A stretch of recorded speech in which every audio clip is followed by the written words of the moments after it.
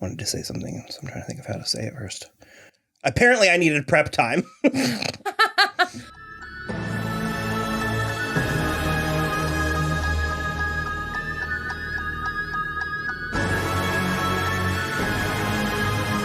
Hello, everybody. I'm Will. And I'm Kristen. And this is So I'm Watching Loki. Woo! Episode 4. What was it called? The Nexus event. I got a question. Okay. Before we get started, we just wanted to say like and subscribe. My birthday is coming up July 19th, and I would love to get to 1,000 subscribers. We can monetize, we can partner, we can start doing more. So, yeah, Let's even if you don't like this, just go ahead and like and subscribe until August. Just do it. Yeah. 1 month won't kill you. Or tell your friends, too. We're really trying that. We're not good at this part. Please. We're not good at this part, but we have to do it. So apparently you have to tell people. Yeah, do it. So, okay. This was a good episode. Yeah. A lot of stuff happened. I'm still having slight issues with the television nature of this. It was a gorgeous episode. Yeah. There was a lot of money put into this. Even if you've been following our coverage, even the space bureaucracy, yeah. I've A, made my peace with it, and B, haven't had to make a lot of peace with it because they're giving us a lot. They're doing enough with it, but they're not doing too much with it. But there is still, I'm having a hard time truly grasping the stakes because they're so high. I don't know that we know the stakes yet. So I like that. You just let it wash over you. I try. Well, I am. And I don't know which way's up. Look, I'm tumbling in the surf. The important thing is that Loki almost kissed himself tonight.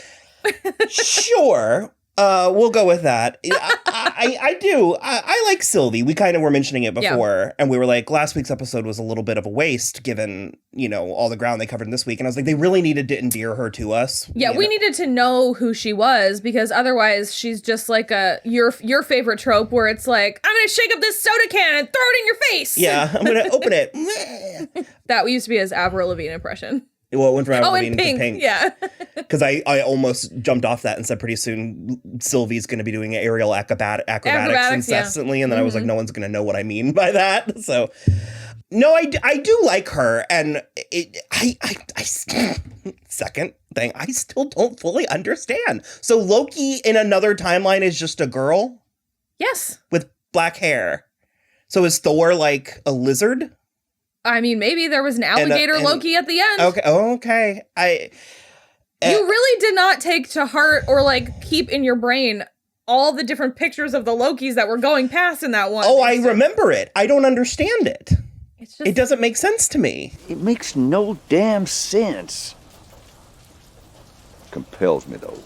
So nothing ever has to make sense as long as the people on the screen say so. No, but I mean... I'm having a hard time with it. I don't fully understand. Okay, here's the thing is I can't think of another show right off my head that did the same type of thing. But when they were doing it, I was like, that's not news to me. That kind of thing is a thing. Okay. I'm stating this stuff. I'm not trying to argue with you. I'm not arguing it, but I'm saying I'm having it's confusing to me when they open up in Asgard and she has long black hair for some reason. And so she caused a Nexus event or she was going to cause a Nexus event. I'm not entirely sure because as we also discovered in this episode, Ravonna is up to no good. Which we figured. Yeah. Well, yeah, we got confirmation for it in this episode, but I'm not sure because she was just there playing with toys. And so it would be strange if that were the Nexus event. But I wonder if Ravonna was going over her. Well, because what I feel like is her existence is the Nexus event, which just falls back on my issue with not understanding what the variants are. Like the different versions. Some of them are fine and other of them are corrupting the timeline. The Lokis, you mean specifically? I think all of the Lokis are a Nexus event. And that is why there are so many of them in the after credits scene. Okay. I think they're pruning Lokis. Mm-hmm. I was most specifically. I took that way too literally when they said that, when they were like, he's going to be pruned or something. And I was like, they're gonna like cut stuff off of him? No. I was like, oh no, God. because it's like the branch of the timeline that they're pruning them. Yeah. Okay. I was thinking it was the melty stick, and it's not. It's similar, but it's not. You're officially pardoned from life. But yeah, so they are giving us a lot. Mm-hmm. We did get to see some iteration of the timekeepers, and at first I went to that place that my mind often does, where I'm like, so they're just like in a room. Yeah. But the more time we were there, it had a cosmic feel to it. It was big. Yeah. It was impressive, and it at least had some form of visual identity where I wasn't like, oh, we're back here again. Sure. I thought they were interesting. There was something about them that felt slightly off the whole time. And they're robots. Well, it was very, the man behind the curtain. Sure. Like, it was very Wizard of Oz in that regard. And I also, I don't understand the TVA. And I know that part of that is the point of the show. Well, yeah, and also now that we have confirmed that they're corrupt and it's not like a legitimate organization, it seems like. And yeah. I'm like, because I don't understand the hierarchy. Yeah. So Ravonna, I keep wanting to say Ravenna from Swath. Ravonna is so apparently very high up. Yeah. Okay. Well, she's higher than Mobius, but she used to be a hunter because she's the one who took Sylvie as a little girl. I need some Shadow and Bone. I need something other than Brown to establish their hierarchies. Sure. I can agree with that. Because all blurs. Why are you not wearing purple, though? Yeah, like something more regal. I mean, I liked, but we didn't see it until now that her jacket was long and asymmetrical, and that was sort of helpful. And they do manage. So it's Gugu and mbatha-raw, one of the most beautiful women currently alive, 100%. And so they have managed to make it interesting, because even the other people in the TVA, like this shirt Loki's wearing, the like collar buttons, and then there's weird like tailoring on it. And then his tie is flat on the bottom, which is a choice. I find it very interesting. And although his sleeves are still rolled up, it's working. Working for me specifically. So Loki and Sylvie got really close, and them getting close allowed the TVA to find them? It was creating another Nexus event. Okay. Yeah. So then that goes back to what you're... Okay. Yeah. So the Lokis just are sort of like abominations. Yeah, well, and it's not that they were just physically in proximity. They were like about to embrace. It was like they were about to create something worse. Yeah. I think they should go for it. Because I guess potentially, that could lead to a child, which, potentially, yeah. But I mean, it just this whole episode, or that whole section of the episode was very that meme of like, would you fuck a clone of yourself? And it's like Loki just feels like the one that's like, not only would I fuck a clone of myself, but I would make dozens of clones of myself just to do whatever. That's not a hypothetical for Loki. He's already done. He's done it. He's had an orgy with himself 100%. No question in my mind. And a Thor thrown in for good measure. But they're not related. Relax. I also just wrote down vampires ? This is the second time that they have explicitly said the word vampire in the MCU, and I'm fine with that just being a throwaway menacing word. But it also, if anybody watched season 4 of Teen Wolf, it had a berserker vibe. Yeah, it's very merblurkers. Well, I was thrilled. We got Lady Sif back. So we got Jamie Alexander as Lady Sif back. Applause on her entrance. They've been rumoring that she was going to be in Love and Thunder for a while. And so it was great. And she was gone for so long. I think the last we saw her was in Agents of S.H.I.E.L.D. Yeah, potentially.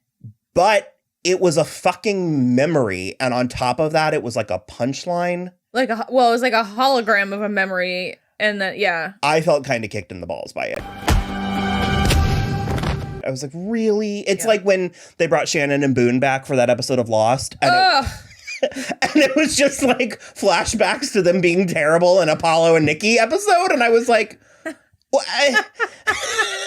This is the last thing that I wanted. Look, okay, You didn't know that's where I was coming. I'm throwing it out there now that if anybody's watching this is interested, I have been jonesing to watch Lost again. Do you want us to cover it? ?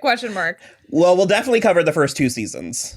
We gotta cover 3 because Juliet's in 3. Yeah, I think we should. The whole thing. That is hours. Do you know how many hours of work that is? Yeah. We're gonna be watching like 30 episodes of American Horror Story in a month. Sure, but that feels half of Point taken. So yeah, part of me is hoping that this was just to sort of remind us of Lady Sif, so she can pop up again. But again, I think it really did facilitate some good introspection for Loki, and for Tom Hiddleston's acting and his face. He got to cry and talk about what a piece of shit he was, and talk about how he was a narcissist. And I could fix him. There was squeeing coming from. I could do it. I'm the one that would turn him around. I just love. I'm the one that's gonna turn him around.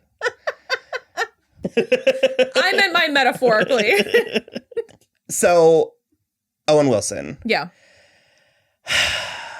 Do we again? Well, and this isn't. I don't mean this like super negative or critical, but I just don't understand the stakes of the show. Is he gone? Do we think he's dead? I don't think so. But I'm obviously, and the post credits scene just got gave us what we were looking for. But I would be more willing to lose him, obviously, than Tom Hiddleston, who is the titular role. But I would be really weird if he was not in the last 2 episodes. That would feel bizarre. He's just so funny, and he fit in so effortlessly. Perfectly. In this way that I could never have predicted. Because I literally just wrote down him. I had to box your ears. Overthrowing the timekeepers. Maybe they need to be overthrown. I had to box your ears. Mobius. Amazing. I don't know why that was so funny to me, but it was so funny to me. So funny. And I mean, in that sort of last moment before he kind of knows what's going to happen, but he is, that's the big thing that we found out and got confirmation of, is that everybody that works for the TVA was at one point a variant. They had a life before. Which only begs further questions. How is that easier than creating these things? I feel like creating humans is hard. Again, cosmic deities. It's like, but are they? Because up to this, something is. Well, I mean, so help me God, if this is a literal Wizard of Oz situation where there's some man behind the curtain who just kind of stumbled into a role. Yeah, I don't know. But I thought it was really interesting, and I because they well, first of all, rip Hunter C-20, Sasha Lane, because they just absolutely killed her. When?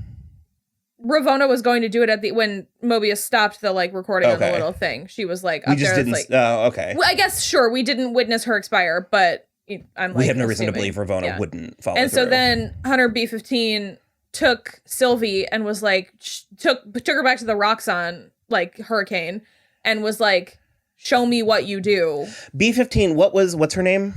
Wunmi Mosaku. She's really good. I like her a lot. She's another very interesting presence that I wouldn't have been my instinct to do with a role like this. I did not see this coming for her character. The scene where she was sort of just outside of Sylvie's interrogation room. Yeah. I was like, what did I miss something? I thought she was going to try to kill her. I was like, what is she reacting? She was really, it was just very interesting. And it's the stuff like that I love. I love the places where I can be surprised or intrigued or endeared by. Well, because what she said is that when they were initially in the hurricane apocalypse, she and Sylvie took her over, enchanted her. She saw something and she was like, I need to make sure that you didn't implant something in me. And she was like, no. And so she basically saw parts of her life and she was like, I looked really happy. And then she goes back and you're just like, what are we actually doing? And she's bringing in the cavalry. I don't know. It was really great. I thought that was really great, especially because then Mobius was convinced too. He was like, but that's part of, and this is where the TV show thing comes in, because that's where I start getting confused as to the chain of command of everything. Because I was like, how was she capable of overpowering? How has a mutiny not happened before? Ravonna? Sure. or just within the TVA? They're told what they're told, and they take it at face value because they, I guess, wipe their memory, and they don't. It's just sort of like anything like that. You just like keep people happy enough, and they don't wonder about it. But it was so heartbreaking when Mobius was like, "I wonder if I had a jet ski." Well, bet he did, and that's why he still likes them. I guess it's not so much. The anomaly here is the Lokis. Our entry point is the anomaly. Yeah. There weren't other variants aren't magical demigods, right? Going around enchanting people. So it's like Mobius was likely just a man. So no one has ever. Okay, that's easier for me to grasp. Yeah, but because I was kind of like, how is this place not in like shambles every other week? No, yeah, I mean, but our entry point is the Uber anomaly. Yeah, they did a Last Jedi throne room scene, and we mentioned that the timekeepers were androids placed there by, we don't know. Yeah, someone. And at this point, we don't even really know if the TVA is. Yeah, I don't know. I'm with you a little bit after this week about the stakes. Like, what are we actually, like, what are we building to? Who's real? What's actually, like, who is Ravonna, like, higher than we thought? Or lower than we thought? Because she's playing along too much. Okay. Well, I suspect that she knew a lot of this already. Like, I suspect that she maybe knew she was a variant, or she knows that everybody else was variants or something. Well, almost the implication was like that she got a promotion for catching Sylvie the first time, even though she then lost her. In a really sort of like, wait, no, don't go. Yeah. I was like, put in, like, give it some oomph. Yeah, like, do something. Yeah. So they pruned Loki. Well, they pruned Mobius too, which was just horrible. And he woke up. Well, he asked if he was in hell. 1L, which is Norse, which was rude because I was like, Kate Blanchett? Could you imagine Kate Blanchett coming to do an end credit scene for a Disney Plus TV show? The indignity. The absolute. What if it were setting up something future? What if Kevin Feige was listen, Kate. She just meanders in with her Oscars. just listen, like, kitty cat. She'll be like, this'll be a gas. Amazing. So no, I did not get that. No, but we got Richard E. Grant. Yeah. Pretty cool. He is called Classic Loki. There was also a Kid Loki, a boastful Loki, and a little alligator Loki that Kid Loki was holding. Are we going to get Spider Pig? My name is Peter Porker. After the Fox merger. The Simpsons. Only if it's still voiced by John Mulaney. Well, I meant from the Simpsons, not... Oh! Yeah. Sure. That was pretty much it. It was a good episode. I liked this one. It was very satisfying in like a... But still in a very stressful... Well, it felt like things were happening. Yeah. Like, 'cause that's been my biggest critique with all of these shows, is it takes me to the end to understand the story that we were telling in the first place. And that's not necessarily a problem. There's plenty of movies that you can just watch not knowing where they're going to take you. There's also, some of our favorite shows of like the last 5 or 6 years have been like that, because the first season of Big Little Lies is like that. The season of Sharp Objects is like that. So it's like, there's a ton of stuff. Prestige stuff. I mean, it's unfamiliar to me in the MCU to not have an understanding of what I'm going into. Because if I'm being honest, this is not prestige TV. I mean, it's obviously slightly sillier, but it's like these actors are putting in work. So I think WandaVision has been your favorite. The most, like, I could see WandaVision getting award. Sure, like, I see that. Buzz. Well, I would honestly, it's going to be Falcon and Winter Soldier because it's the most accessible. If it's anything, for, that show was just okay. Like a tech award, though, if they just want to give something. No, but I'm saying there's no reality where Elizabeth Olsen is winning an Emmy, let alone being nominated. But I'm saying she's going to be in the conversation. She's going to be at the round tables. They're going to be talking about, like... Maybe. You don't think so? These are still genre shows, and the man is the They brought in Dick Van Dyke! So, okay, well, we have 2 more episodes left. Yep. And not enough. Who knows?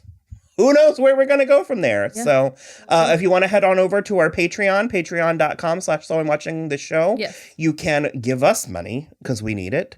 And we are going to be we're in the process of covering season 7 of Drag Race. Why? Why not? Why not is the question. Why haven't we is the better question. That's over on the Patreon. And we are currently covering Drag Race All-Stars 6 on the YouTube. Yep. So, and then, as previously mentioned, we will be up to our pits in American Horror Story in like 6 weeks. Just up to the nips. Yeah, just right up here, all the way. I need to get one of those, like like a wig or like a chess piece. Yeah. And we just go full like Katya and for American Horror Story. Oh man. So yeah. So as always, like and subscribe and yay. We'll be back next week.